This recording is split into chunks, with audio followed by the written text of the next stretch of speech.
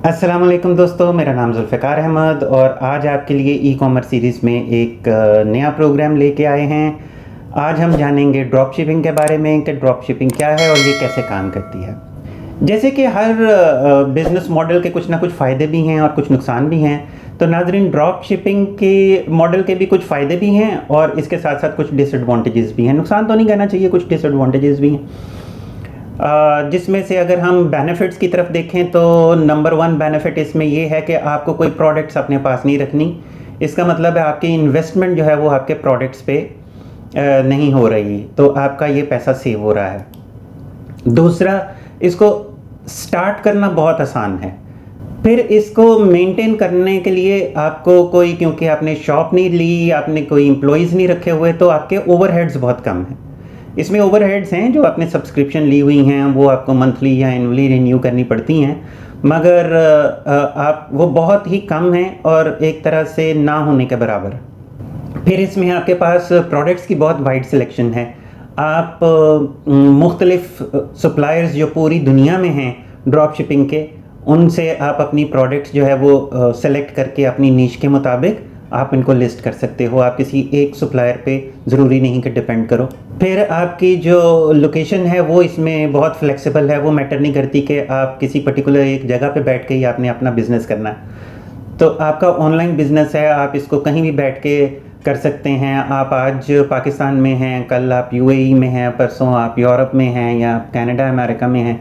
कहीं भी आप अपना लैपटॉप और आपका इंटरनेट कनेक्शन जहाँ पे भी अवेलेबल है वहीं से आप इस बिज़नेस को कर सकते हैं। तो लोकेशन इसमें मैटर नहीं करती, लोकेशन इसमें बहुत फ्लेक्सिबल है और इसको टेस्ट करना भी इजी है। आप अपनी नई प्रोडक्ट्स जो आप लॉन्च करना चाह रहे हैं उसको आप पहले टेस्ट करना चाहते हैं, तो क्योंकि इसमें कॉस्ट बहुत कम है तो आप इसमें एक्सपेरिमेंट्स कर सकते हैं।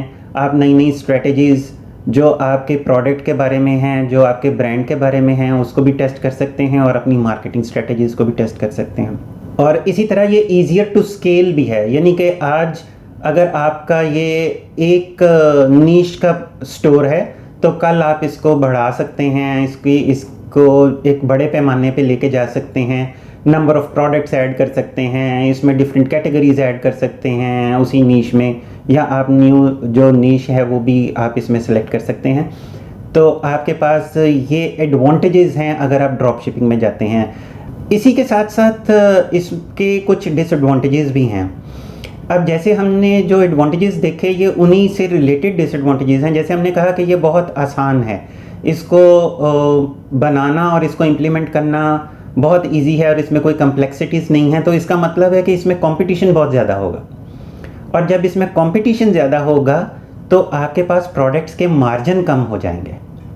तो इसमें लो मार्जिन्स हैं, यानी कि हर अगर चौथा बंदा ड्रॉप शिपिंग स्टोर बना के उसी प्रोडक्ट को मार्केट कर रहा है तो वो एक दूसरे को compete करने के लिए प्राइसेस को कंपैटिबल रखने की कोशिश करेगा, तो आपके पास मार्जिन इसमें कम होते जाएंगे।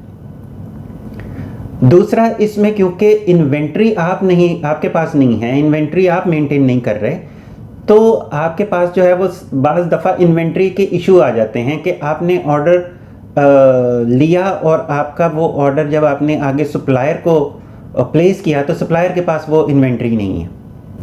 इसी तरह आपके सप्लायर्स क्योंकि मुख्तलिफ़ कंट्रीज़ में मुख्तलिफ़ जगह पे मौजूद हैं, तो वहाँ से अपने कस्टमर को प्रोडक्ट पहुँचाने में कुछ शिपिंग कॉम्प्लेक्सिटीज़ भी आती हैं। उसके अंदर जो है वो कुछ शिपिंग चार्जेस भी ज़्यादा लग जाते हैं, बाज़ दफ़ा डिलेज़ भी आती हैं। तो ये शिपिंग कॉम्प्लेक्सिटीज़ भी इसका एक पार्ट है ड्रॉप शिपिंग मॉडल का। और इसी तरह सप्लायर्स बाज़ दफ़ा एरर सप्लायर्स के से हो जाते हैं, यानी कि उन्होंने एक प्रोडक्ट सप्लाई करनी थी मगर उसकी जगह पे दूसरी प्रोडक्ट डिलीवर कर दी, या उन्होंने जो प्रोडक्ट डिलीवर की वो फॉल्टी थी, वो सही तरह से काम नहीं कर रही थी। तो इसकी वजह से, क्योंकि जो कस्टमर है वो तो सप्लायर को नहीं जानता, वो तो आपको जानता है, वो तो आपके स्टोर पे आया है और उसने आपसे प्रोडक्ट परचेज़ की हैं, इसलिए वो आपको ही कंप्लेन करेगा और आपकी रेपुटेशन ही सफ़र करेगी। तो ये जो थोड़ी कॉम्प्लेक्सिटीज़ हैं इसमें जो है वो आपको ड्रॉप शिपिंग में प्रॉब्लम आ सकती है। और फिर इसमें एक और चीज़ आ जाती है कि आपके पास क्योंकि अपनी प्रोडक्ट नहीं है तो आप उसको उस तरह से ब्रांड नहीं कर सकते। सभी सप्लायर या सभी जो कंपनीज़ हैं वो आपको ये फ्लेक्सिबिलिटी इतनी ज़्यादा नहीं देती कि आप उसको अपना ब्रांड बना के अपने लोगों के साथ, अपनी चीज़ों के साथ आप उसको कस्टमर तक पहुंचा सको।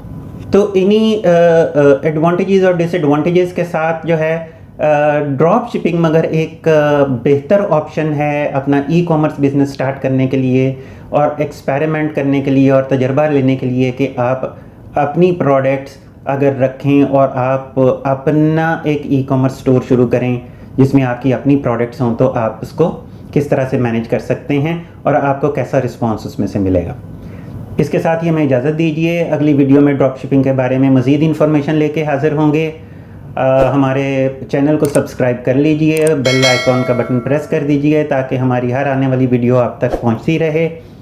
अल्लाह हाफ़िज़।